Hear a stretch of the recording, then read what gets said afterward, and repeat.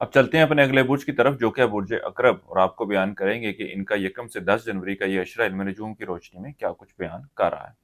وہ افراد جو 24 اکتوبر سے 22 نومبر کے اشرے کے دوران پیدا ہوئے ہیں وہ برج اقرب کے تحت آتے ہیں۔ اس کے علاوہ وہ افراد جن کو اپنی تاریخ پیدائش معلوم نہ ہو مگر ان کا نام زال، زے، دواد، زوئے، نون سے شروع ہوتا ہے تو وہ بھی برج اقرب کے تحت آئیں گے۔ اس اشرے کے وقت کے دوران آپ کی توجہ اپنے گھریلو معاملات کی طرف خاصی مرکوز رہے گی، گھر کے تزئین و آرائش کی طرف بھی توجہ دیتے ہوئے نظر آتے ہیں۔ اس کے علاوہ وہ افراد جو سواری وغیرہ کی خریداری کا ارادہ رکھتے ہیں وہ بھی ان معاملات کو حقیقی شکل دینے میں کامیاب ہوتے ہوئے نظر آتے ہیں۔ اس کے ساتھ ہی ساتھ اس اشرے کا وقت آپ کے سیر و تفریح کے لیے جانے کو ظاہر کر رہا ہے، اور اس اشرے کے دوران آپ شریک حیات کے ساتھ شادی بیاہ اور اس طرح کی دیگر تقریبات میں شرکت کے لیے بھی جاتے ہوئے نظر آتے ہیں۔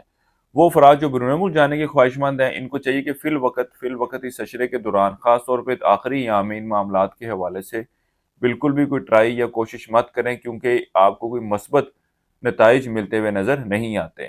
اس کے علاوہ اس اشرے کا وقت آپ کے لیے مالی حوالے سے کچھ پریشانیوں کو تو ظاہر کرے گا، لیکن آپ اللہ کے فضل و کرم سے ان معاملات کو بخوبی ٹیکل کرتے ہوئے نظر آتے ہیں۔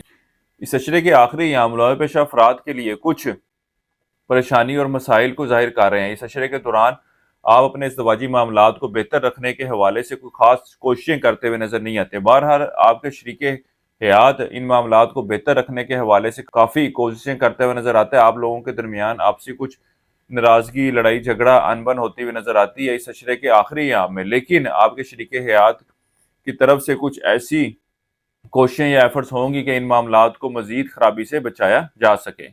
اس عرصے کا وقت اندرون ملک جانے کے حوالے سے کوئی اتنا اچھا وقت نہیں ہے۔ اس کے علاوہ اس اشرے کے آخری ایام میں آپ لوگوں کو چاہیے کہ اپنی صحت کے معاملات کے حوالے سے کچھ احتیاط برتیں، کیونکہ اس اشرے کے آخری ایام آپ کی صحت میں کچھ خرابی کو ظاہر کر رہے ہیں۔ اور وہ افراد جو قانونی معاملات یا مسائل کا شکار ہیں اس اشرے کے آخری ایام میں، ان کو بھی چاہیے کہ ان معاملات کے حوالے سے بہت زیادہ محتاط رہنے کی کوشش کریں، کیونکہ کوئی ایسی صورتحال پیدا ہوتی ہوئی نظر آ رہی ہے کہ سارے معاملات جو ہیں یا فیصلہ جو ہے وہ آپ کے خلاف جا سکتا ہے۔ وہ افراد جو stock market, crypto currency, digital currencies میں ٹریڈنگ کرتے ہیں اس اشرے کا وقت ان کا ان معاملات سے مالی فائدہ حاصل کرنے کو ظاہر کر رہا ہے۔ اس اشرے کے درمیانی اور آخری ایام میں آپ کی توجہ اولاد کے معاملات کی طرف خاصی مرکوز رہے گی، اور آپ ان کے معاملات کے حوالے سے خاصے فکر مند بھی نظر آتے ہیں۔